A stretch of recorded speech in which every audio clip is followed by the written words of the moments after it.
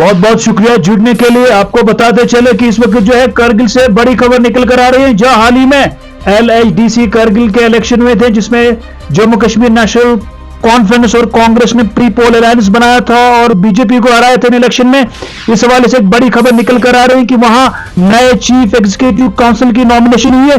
इस सब पे हमारे साथ एज न्यूज 11 के खास करगिल के नुमाइंदे जुड़ रहे हैं, मोहम्मद मूसा। जुड़ने के लिए शुक्रिया याकूब सर। हाल ही में जो LHDC के इलेक्शन हुए उसमें जो कांग्रेस और उसके इत्तेहादी कांग्रेस ने जीत जो दर्ज की, तो इस बार अब चीफ एग्जीक्यूटिव काउंसिल जो है नॉमिनेट हुए, तो इस बार इस पे क्या है वहां पे? जी याकूब सर, आपको बताते चलूं, पिछले कहीं यानी 1-2 महीने से इलेक्शन का प्रोसेस चल रहा था कारगिल LHDC इलेक्शन को लेके। तो आज बड़ा ब्रेकिंग न्यूज देखने को मिला है। आज सुबह से ही चर्चे में था, जब ओथ सेरेमनी हुआ इसके बाद से प्रेस कॉन्फ्रेंस का आना शुरू हुआ। तो ऐसे में अभी unanimously Jammu Kashmir national conference ने डॉक्टर जाफर, जो कि थसगाम थ्रीना कंस्टिट्यूएंसी से ताल्लुक रखते हैं, उनको CC ऐसे कैंडिडेट घोषित किया है। कल जो है डिस्ट्रिक्ट मजिस्ट्रेट यानी इलेक्शन अथॉरिटी की तरफ से ये ऐलानिया होगा कि और उनको बाज़ाब्ता जो है काउंसिल का जो हदफ मिलेगा। सर, अभी फिलहाल ये है कि डॉक्टर जाफर को यूनानिमसली उनको जो है ऐसे चीफ एग्जीक्यूटिव काउंसिलर के तौर पर अभी मैदान में उतारा है नेशनल कॉन्फ्रेंस की तरफ से। मूसा, क्या ये कांग्रेस और नेशनल कॉन्फ्रेंस का ज्वाइंट जो है नॉमिनेट कैंडिडेट है या कांग्रेस या नेशनल कॉन्फ्रेंस की तरफ से?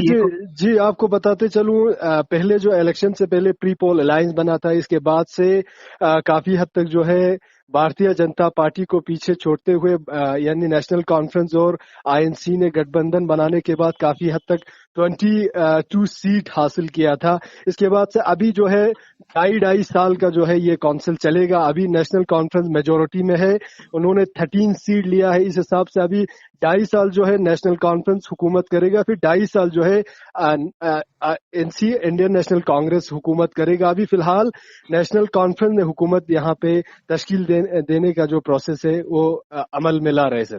यानी मोहम्मद मूसा, चीफ एग्जीक्यूटिव काउंसिलर पहले नेशनल कॉन्फ्रेंस का 2.5 साल रहेगा, उसके बाद अगले जो 2.5 साल है वो कांग्रेस का कैंडिडेट रहेगा। जी। और इसमें लोगों में क्या उत्साह है, क्योंकि बहुत 2019 के बाद इलेक्शन हुए हैं और एक उत्साह था लोगों में। अब कांग्रेस और नेशनल कॉन्फ्रेंस के हवाले से लोगों में क्या उत्सुकता वो पूरे करगिल में इस वक्त है?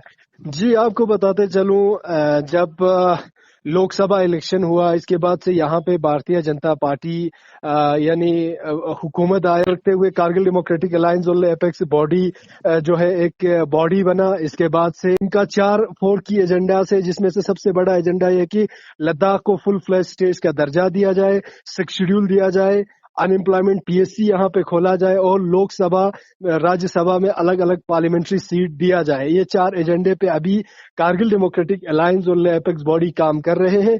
वही इस LHDC इलेक्शन में सबसे बड़ा अचीवमेंट ये देखने को मिला है, इसमें जो है अभी जो काउंसिल बना है ये भी कारगिल डेमोक्रेटिक का पार्ट होगा, क्योंकि जो काउंसिल बना है वो INC और NC कोलिशन में बना है। और आने वाले दिनों में ये अंदेशा लगाया जा रहा है कि INC और NC का एक ही कैंडिडेट होगा MP के लिए।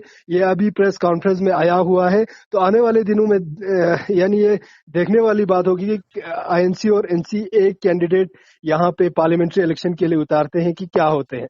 मोहम्मद मूसा, हमें ये बताएं इस पे कितना असर पड़ेगा जो आने वाले जो विधानसभा या UT इलेक्शन होंगे या पार्लियामेंट इलेक्शन होंगे? क्या कांग्रेस और नेशनल कॉन्फ्रेंस इस जीत से कहीं न कहीं उसमें उनकी राह कहीं हमवार है, उनके कैंडिडेट्स को क्या कोई एज मिलेगा या इससे कितना फायदा और उनके इलेक्शन में मिल सकता है?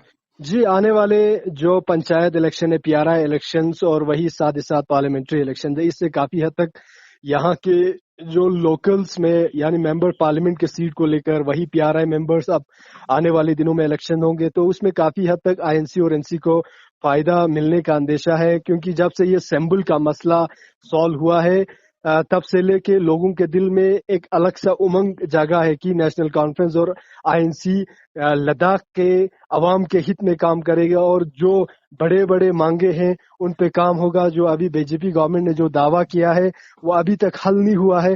तो इस बिना पे हम ये कह सकते हैं कि आने वाले दिनों में पब्लिक के नजर में ये है, अवाम के नजर में कि INC और NC कोलिशन होगा और इससे जो है काफी हद तक आईएनसी और एनसी को मदद मिलेगा आने वाले PRI इलेक्शंस और साथ ही साथ पार्लियामेंट्री इलेक्शंस में।